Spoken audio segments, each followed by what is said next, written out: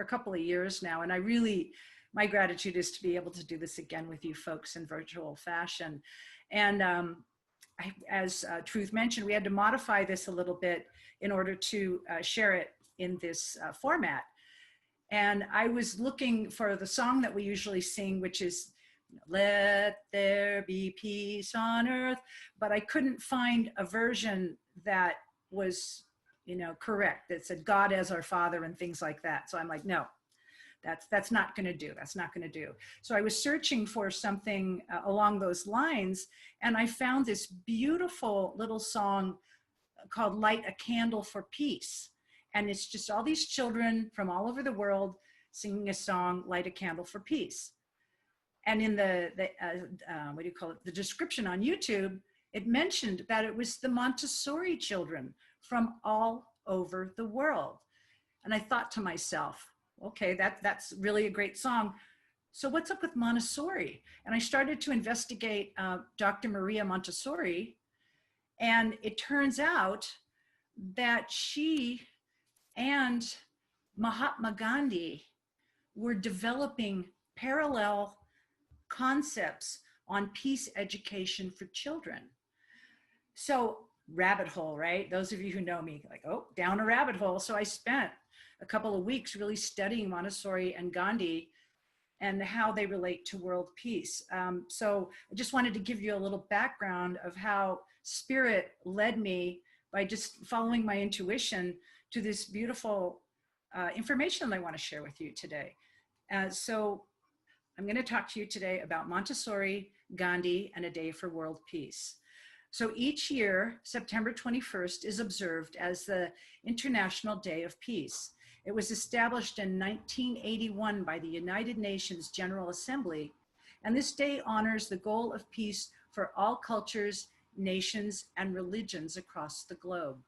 This is also a celebration of history's most influential peace advocates, among them Dr. Maria Montessori and Mahatma Gandhi. Their combined efforts embody the 2020 World Peace Days theme, Shaping Peace Together. Now, most of us have heard of Montessori schools, but did you know that Dr. Maria Montessori was also an advocate for women's rights, a brilliant scientist, a philosopher, a physician, and a leader in peace? She experienced both World War I and World War II. So she really developed a deep understanding of how an education based on acts of peace could profoundly affect children. So she was Italy's first female doctor. And in Rome, at the turn of the century in the late 1800s, she became a doctor in an insane asylum, where she encountered children who were diagnosed as feeble-minded, shut away from the rest of the world with little stimulation and nothing to do. She observed these children. As I mentioned earlier, she had a scientific background, and she observed these children rather than judge them, and concluded that the cause of their feeble-mindedness was lack of stimulation, and what little education they did receive was being offered in bleak, sterile environments in a sort of a dictator fashion of the teacher dictating to the student and trying to overpower them rather than engage them. As part of these children's treatments, because she was their physician, Montessori established trust with them and developed learning tools that stimulated their senses. Much to her medical colleagues' surprise, many of these so-called deficient children soon learned to read, write, and do math at the same level as normal children their age. Drawing from her years of scientific study and child observation, Montessori went on to develop a teaching method that she lovingly called cosmic education. This is in like 1910, long before that, so the idea of cosmic education is not new. And that cosmic education focused on the spiritual development of children. Now here as spiritualists, I want to draw your attention to the parallel between Andrew Jackson Davis's Children's Lyceum, where he went to Summerland, the spirit world, and saw spirit children being taught in a fashion that really comes to mind when I think about Montessori's method of education. So it's like, when it's really a universal truth, the idea pops up all over independently. And that's how we can know that it is a universal truth. So she referred to her classroom as the prepared environment, one that supported the natural inclinations of the child. This was quite different from traditional classrooms that molded students to become members of an adult-defined society. So again, if we want children to embody peace and to become leaders in peace, we have to treat them that way. So it's really interesting how Montessori has created an environment, if allowed, will create future leaders of our world. So this prepared environment was designed to maximize the child's natural curiosity and innate tendencies towards order, discipline, and self-control, without discipline, without dominating them. And actually trying to control another person is a form of violence. So teaching them peace through allowing them to be themselves and their natural spiritual wisdom is the right way, in my opinion. And that's why I found this to be very interesting. And she goes on to say that the teacher's role was to facilitate, not dominate, facilitate the children's natural tendency towards harmonious growth and cooperative development. So now I'd like to bring Mahatma Gandhi into the picture. And they're almost the same age. She was born in 1870, he was born in 1869. So here they are in two completely different parts of the world, contributing to world peace. So Mahatma Gandhi was a civil rights activist and a leader of the campaign for India's independence from the British Empire. And he was a strong supporter of Montessori's methods, even though he had never met her. He was such a strong supporter that he personally taught her methods in his ashrams between like 1900 and 1920 something. His practice of satyagraha, which is a Sanskrit term that means devotion or insistence on truth. Also, that was his non-violent resistance, non-cooperation, which he became famous for.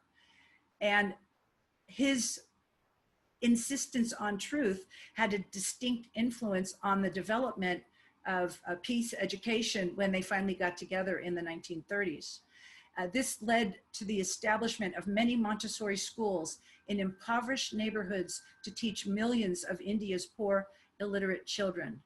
Gandhi felt that the law of love could best be understood and learned through little children. And he went out and made that a reality by educating the people in India that were considered cast-offs. So Gandhi is famous for many quotes, and as some of you know by now, my personal favorite is, "Be the change you wish to see in the world." But here's another one of his lesser known quotes. "If we are to reach real peace in the world, we shall have to begin with the children." So that quote was in a context, and that context was a speech that he made in London on October 28th, 1931 at the Montessori Training College. And he was referring to a statement that had been made by Dr. Maria Montessori. So here is the quote in its original context. "You have very truly remarked," speaking to Montessori, "that if we are to reach real peace in this world, and if we are to carry on a real war against war, we shall have to begin with the children. And if they grow up in their natural innocence, we won't have the struggle, we won't have to pass fruitless, idle resolutions, as India had been doing with the British trying to move towards independence. But we shall go from love to love and peace to peace until at last all the corners of the world are covered with that peace and love for which, consciously or unconsciously, the whole world is hungering." So Montessori met Gandhi in October 1931 while he was staying in London to negotiate India's independence from the British Empire. And they found, once they finally met each other, they'd known about each other for years, and they actually kind of had a mutual admiration society going on between the two of them. But they found, once they finally met, that they both strongly believed that to have real peace, it must begin with the children, which led to her inviting Gandhi to speak at her training college. So after the First World War and the subsequent rise of totalitarianism across Europe, Montessori's thoughts on peace crystallized, and she framed her lifelong dedication to cosmic education, devoted to children's emergence as autonomous spiritual beings, as a cure for the culture of war. Now, she was directed by Mussolini, who was the leader of Italy at that time, that Mussolini told her that in her Montessori schools, she must make the children wear uniforms and they must salute Mussolini. And she refused to do so. And that caused her to find herself being in exile in India. She had gone to India to talk and teach. And when World War II began, she wasn't allowed to come back. So she spent the next 7 years in India, where she developed a close friendship with Gandhi. Gandhi also, about that time, got imprisoned for civil disobedience, for refusing to comply with the British. So in person and through letters, once Gandhi was imprisoned, they worked together to spread their message of peace through education throughout the world. They strongly believed that without attention to the roots of conflict, as they had been experiencing in various fashions, so-called peace efforts are destined to fail, just as the peace after World War I resulted in the next World War. The roots of aggression and conflict run deep in the traditional control model of education, where adults triumph over the child in a struggle for power. Montessori observed that the child who never learns to act alone, to direct their own actions, to govern their own will, grows into an adult who is easily led and must always lean upon others. You know, do you ever think about how dictators come to be? You know, we're raised from a small early age to submit, to listen to others, to don't think for ourselves, don't use our intuition. And this manifests in when we have governments trying to control us to behave the way they want us to, for a purpose that we might not necessarily agree with. So I just found this very interesting. I didn't know anything about Gandhi and Montessori's association. And so this was a learning experience for me as well.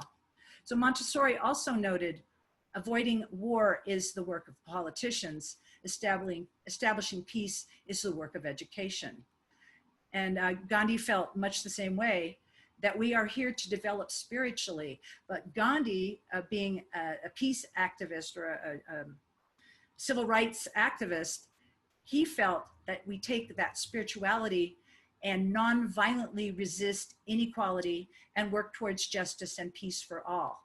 So peace education, they both concluded, began with children's spiritual development in the prepared environment, which is where they were taught to perform small acts of peace such as waiting for one's turn, using care in mundane tasks that served others, and generally being respectful. So the implication of Montessori's and Gandhi's view for today's education is pretty hits home for me, I gotta say. Like Montessori, Gandhi believed that the natural inclination of children is not towards disorder and violence, but towards harmony and fulfillment of their inherent potential and desire for peace. He felt that Montessori peace education was what was needed in India. In our country today, we must improve the education of our underprivileged and marginalized children, our counterpart to the dispossessed of India. The key to Gandhi and Montessori's vision for peace education was trust. Trust modeled by the teacher shows the child that trust is the natural order of things. This is essential because trust is the quality that allows for peace within and alliances between nations, religions, and cultures, creating a foundation on which to shape peace together in 2020 and beyond. Thank you.